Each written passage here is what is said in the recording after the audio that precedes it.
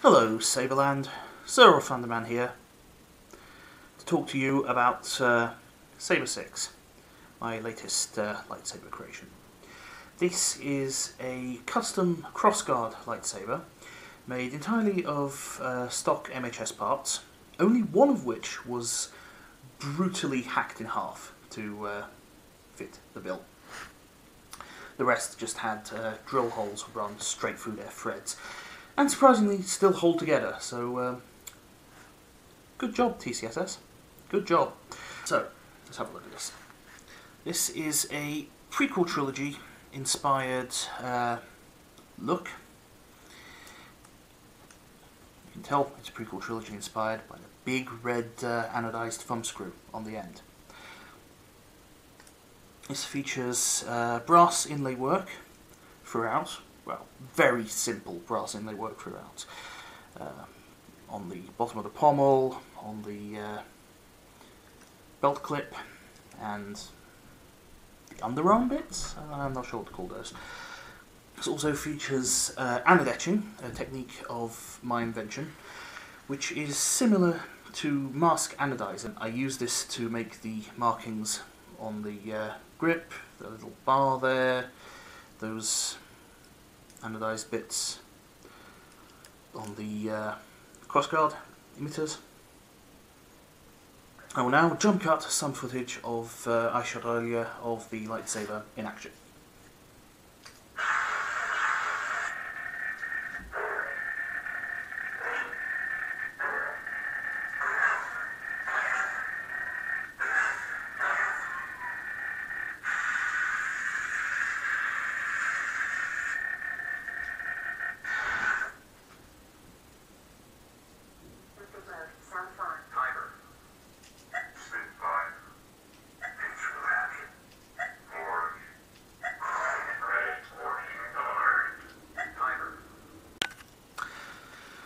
So this is normally the bit where I talk about the design phases of this lightsaber, but the design of this lightsaber was a very long process and it will get very boring. As much as I want to talk about it, I will save that for the forum post on FX Sabers, where I will go into that into a little bit more depth.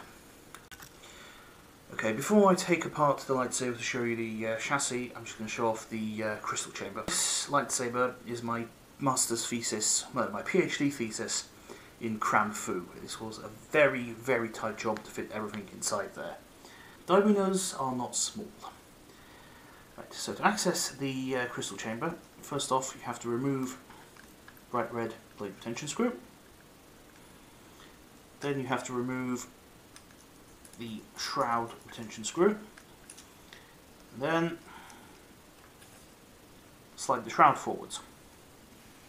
And there you have the crystal chamber. This is pretty much a, what's Darth Chasm called? An Illumicores? Yes, this is pretty much one of Darth Chasm's NeoPixel crystals, but with an actual real quartz crystal rather than a cast one. We just kill the saber, and then you'll see without light effects. Yeah, I had very little space in there, and I'm actually quite glad I was able to fit any crystal in there at all. So when I designed this lightsaber, it wasn't a crossguard lightsaber, it was a light rapier. And the very first time that I assembled it and swung it about, I knew it wasn't a light rapier. It's a bit like in Harry Potter where the wand chooses the wizard. In this case, the lightsaber chooses its own combat style.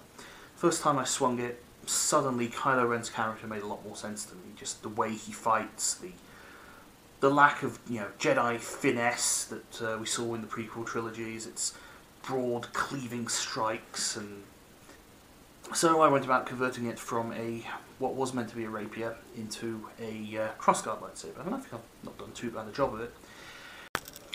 So let's take a look at the chassis real quick.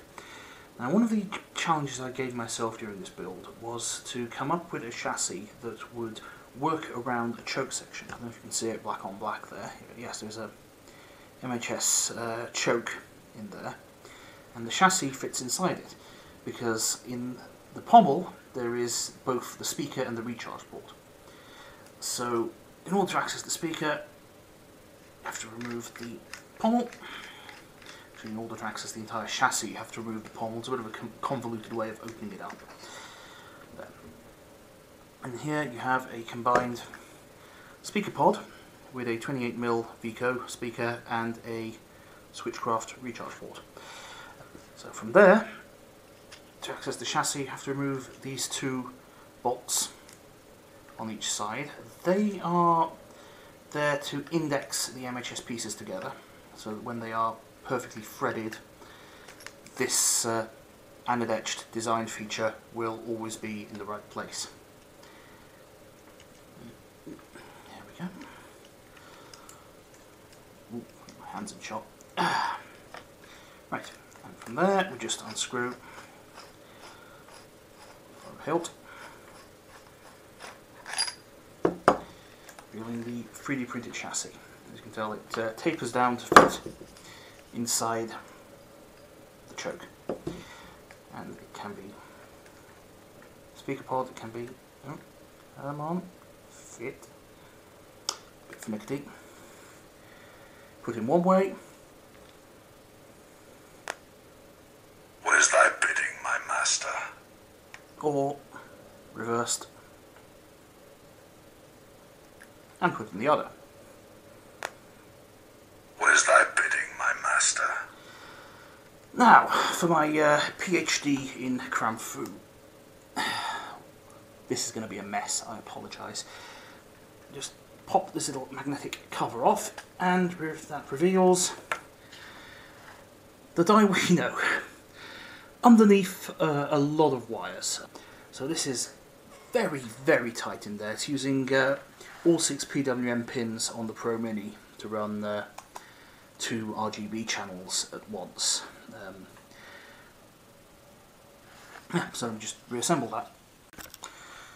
So there we go. That is my Saber VI complete at long last.